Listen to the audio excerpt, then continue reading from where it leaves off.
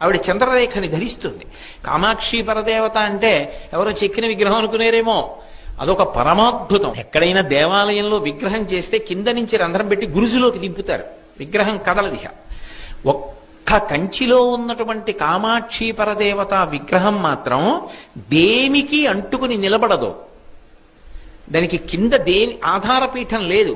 అమ్మవారు ఇలా ఉంటుంది, కింద ఏం ఉండదు, దేనికి తగలదావిడ, గాలిలో ఉంటుంది మూర్తి. మీరు అర్చకులు కొంచెం గట్టిగా తోస్తే కాస్త కదులుతుంది.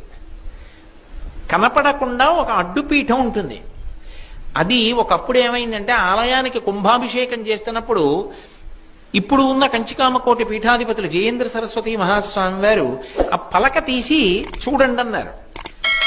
ఏమి లేదు, అమ్మవారు ఆధారం లేకుండా ఉంది, ఇలా గాలిలో తేలుతోంది విగ్రహం.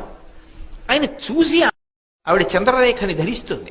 కామాక్షి పరదేవత అంటే ఎవరో చెక్కిన విగ్రహం అనుకునేరేమో, అదొక పరమాద్భుతం. ఎక్కడైనా దేవాలయంలో విగ్రహం చేస్తే కింద నుంచి రంధ్రం పెట్టి గురుజులోకి దింపుతారు, విగ్రహం కదలదిహ.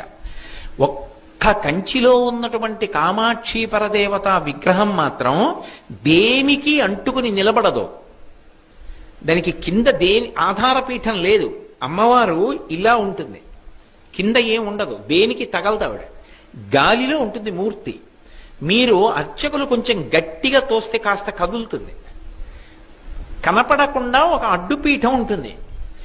అది ఒకప్పుడు ఏమైందంటే ఆలయానికి కుంభాభిషేకం చేస్తున్నప్పుడు ఇప్పుడు ఉన్న కంచికామకోటి పీఠాధిపతులు జయేంద్ర సరస్వతి మహాస్వామి వారు ఆ పలక తీసి చూడండి అన్నారు.